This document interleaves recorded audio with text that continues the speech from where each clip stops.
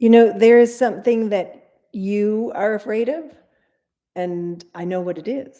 And that's because there's something that we're all afraid of. And that's actually to be our totally unique, unlike anybody else self. And that's especially true if you are a creative, an artist, or a maker.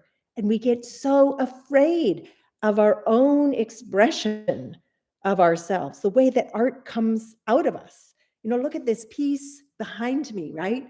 And sometimes in our lives, it feels like all we are is the messy, tangled part of it. But if you back up and you back up and you back up and you back up, you see the whole picture.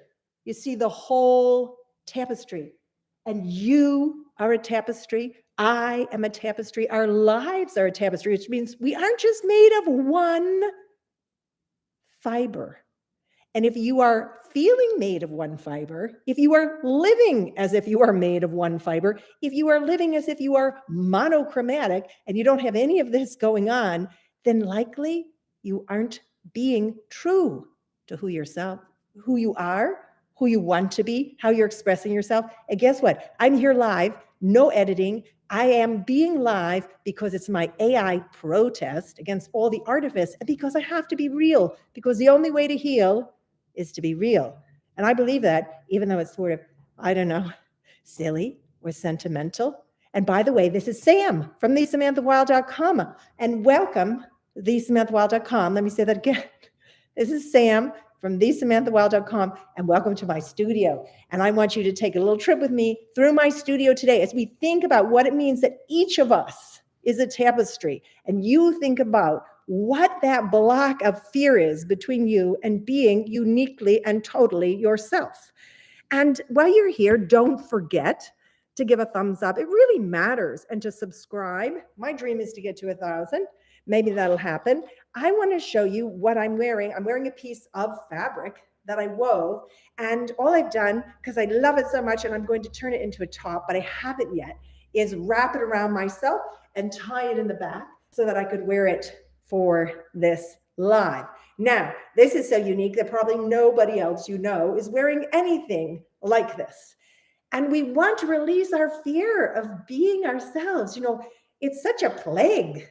And when I say that in order to heal, we have to be real, I really mean it. I think a lot of the sickness in our own heads, in our own minds, in our own life is about trying to be something else, trying to be something different. Really, it's like one tapestry trying to look like another tapestry. Maybe you are this kind of tapestry. Maybe you are bright and you are sparkly and you have floofy bits coming out of you and you have ripples and you have, what would these be called? I can't even think of the word, but maybe this is you as a tapestry and you're over in your life trying to look beige. You're over in your life trying to look smooth because somebody told you that was the better way to be. Or maybe you as a creative, as a creator, as a maker, or as an artist feel like you have to make a certain kind of thing because, well, that's what people like, or that's what people buy, or that's what people think is interesting. I don't know, but you have been to the mall. Is that interesting? Is all this stuff that everybody's buying actually interesting? I saw a guy on YouTube the other day, and he was talking about how everything we make is so ugly. I mean, he meant like light posts, not all the fiber out, not all your handmade, but it is ugly. It is ugly. But maybe you are beige. There's nothing wrong with beige. I'm not starting an anti-beige campaign over here. In fact, I'm going to show you some beige while we're walking through the studio. Maybe you're this tapestry. There's some beige for you, but a little bit of purple. But if you look at it, right, it has lots of depth. It has lots of shape. It has lots of interest, and it has lots of imperfections. I ultimately think that when we're dealing with what we're afraid of, when we are called to create not just art or craft or handmaids, but our own lives, what we are afraid of,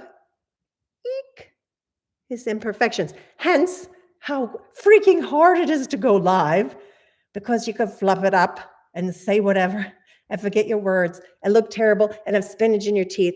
Oh, God forbid we could be human. So I love this piece for its imperfections. You are a tapestry. I am a tapestry. And the thing about a tapestry is you can have a mess up. You can have a disaster in one part of it. You can have a part that's hanging out and that's dangling and that looks kind of awkward. And then you can have a resolution. You know, when we're making our lives and when we're in the middle of a mess, a hard part, divorce, as some of you know, I had a divorce 9 years ago. Anyway, I can't do the math. I can't do math live. Don't make me. But we're in the middle of it. And then we're in this part of the tapestry where it feels like all the fibers are falling out and things aren't working. Don't be afraid then. I love this sneak peek. That's all I can show you because that's a very special one. But we can use and we must use what we have. Don't be afraid to use what you have. This is plastic bags. And so what I'm saying is like, if what you have is a bunch of crap, and I don't mean literally what's in your drawer and what you're painting with, although maybe, but I mean, what's in your heart? You're getting up like me and it's so freaking depressing. Oh my gosh, please stop the news. What happened this week? Really, you think it couldn't get any worse and then it gets worse. And then how do we sit down and make things? How do we make beauty? Because life is a tapestry. And so we might be in the part of the tapestry where when you're up close with it, it just looks like whatever. And then you back it up, you back it up, you back it up, you back it up, you back it up, you back it up, and you go, oh, it makes something beautiful and amazing. Let me tour you. I'm sorry, it's all bobbly. I'm sorry for my bobbly live, you little angels. Let's look at this piece as another example. This one, I thought I was not going to live through making it. I'm not kidding you. I went outside and I picked just whatever. I didn't know what I was doing because, let me get this in the, I don't know what I was doing because don't be afraid to not know what you're doing. Who knows what they're doing? You know, I have 6 kids. I forgot to say this at the beginning. I have 6 kids. I'm a nationally juried fiber artist. I'm a novelist. I've published 2 novels and 1 nonfiction book. I'm an ordained minister. 2 thumbs down. I know, but there are some good things about it. Long time yoga teacher, part-time fiber farmer, spiritual mentor, and maybe a couple other things. And when I mother my children, holy guacamole, I don't know what I'm doing. I have 6 kids, but you know, every single child is different. Do not be afraid to not know what you're doing. That is the heart of our creativity, especially mystical creativity. So let's go back to this piece where I just went outside and gathered a bunch of whatever. I didn't know if it would dry or fall apart. And I made this piece. And it just was so challenging for me at that time. Excuse me. Now it's one of my most favorite pieces. But you come in close, right? And you're like, what's even happening? You know, if that's all you saw. And in our lives, that's all we see. We're in the minutia, you know, and then we back up and we back up and we back up and we see our life is a tapestry. And when I'm using just a little bit of a something, that's not the whole color. So if right now you're having a beige moment, I'll use the beige. And maybe as you walk along on your journey, you'll pick up something blue, you'll pick up something purple. I really think, and I'm just going to be totally honest now, because I did do a video and I'll link to it about like blocks, 5 blocks to our creativity. But one of the greatest blocks to our creativity actually is feeling like we need to create like other people and look like other people when we're creating and make things that look like other people or even that look like things we've seen before. That's why I wanted to show you this top because whatever, I mean, maybe you've seen a top like this. Maybe you've seen somebody wearing just a piece of fabric like this, but maybe not. But if we're not afraid, sorry for the nose shot, right? No, I'm not afraid to look weird on YouTube. I'll tell you a true story. When I first started doing YouTube long time ago, when my first novel came out, I was very afraid of being weird on YouTube. I actually thought if I put something out that all of a sudden I'd have all these people looking at me. And the beauty of YouTube is that it takes a really long time to have a lot of people see you. And that's the same with you as a creator. Make it from your unique, incredible, one-of-a-kind, original perspective. and then sit with it. And then sit with it. You don't have to show it to the entire world, or maybe you will, but sit with it, especially if it feels a little uncomfortable, because you're like, oh, it's a little weird. How about I show you a weird one now, since we're having a studio tour? Well, this isn't weird. I don't mean to say that, but I just think very different. And I'll tell you why. My daughter said to me, Mom, were you trying to make flowers from the Lorax, which is the Dr. Seuss? Look at that. And you know what? I see kind of maybe things like this sometimes with textile art. I've never seen anything exactly like this. I've never seen flowers exactly like that. If what you make as a creator, and I mean making your life or making your art, makes you feel uncomfortable, sit with that, because that's our job, to sit with our discomfort. It's not the job of other people. You know, I had a piece. This is a true story. I had a piece and I had it on my website at thesamanthawild.com in my weaving shop for at least a year, and nobody had bought it. And I didn't think anybody was interested in it. And I actually had a thought like, I guess this is my ugly piece. I guess this is my ugly piece that nobody likes. And you know what? Somebody bought it.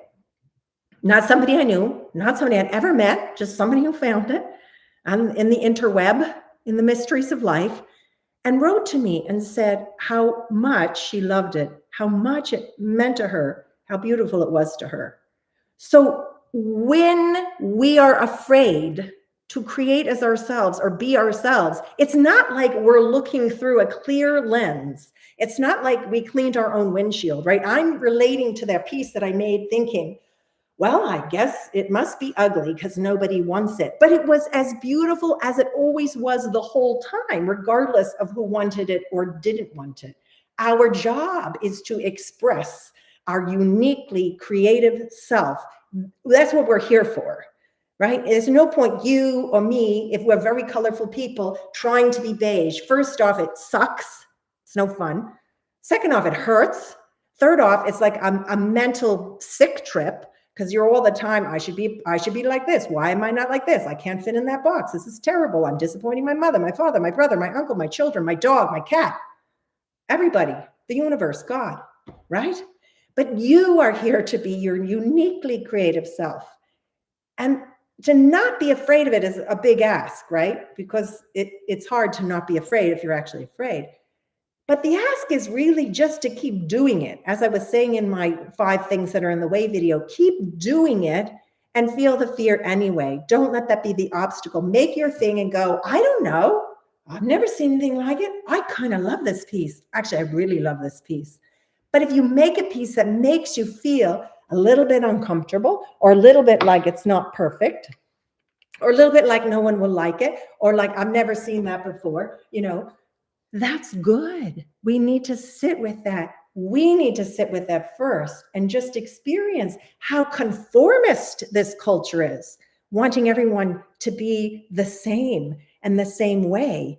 No 2 trees are alike, and no 2 tapestries in this tradition in which I practice. No 2 tapestries are like. You are a tapestry. Your life is a tapestry. Let's see, before I go, can I show you one more?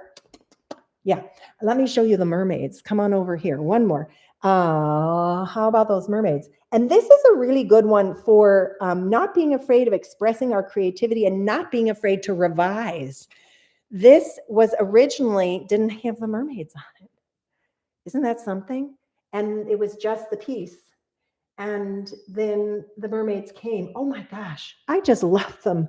I love their blue hair. I love everything about them, and they emerged. And so if you are a tapestry and I am a tapestry, and we're invited to be our unique creative self, it doesn't mean like this day you're this and that's it forever. You can be, you know, like that one. I should come back over to this, like this piece. You can revise, you can add. I think the nature of creativity is and.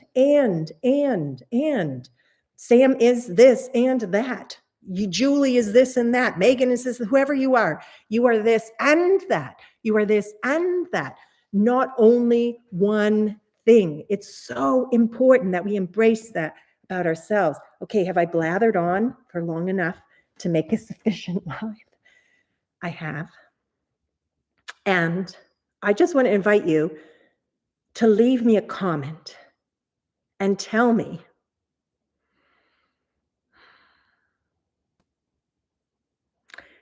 a story about how your life is a tapestry, or how that may resonate for you, or maybe you have another metaphor that you love for yourself as a creative. And don't forget, give the thumbs up. Really important. Subscribe. How about sharing this video with another creative? Share this with somebody who's trying to break out of their own conformity. Share with somebody who's struggling with that sense of being real. Let's be real with each other. If we can be real, we can heal. Yes? You're with me? I'm so happy you are here. I hope you have a beautiful, wonderful, interesting, creative night. I'm going to sign off once I figure out, this happened to me before, how to hit end stream. Thank you so much for being here. It's a joy to be connected to you.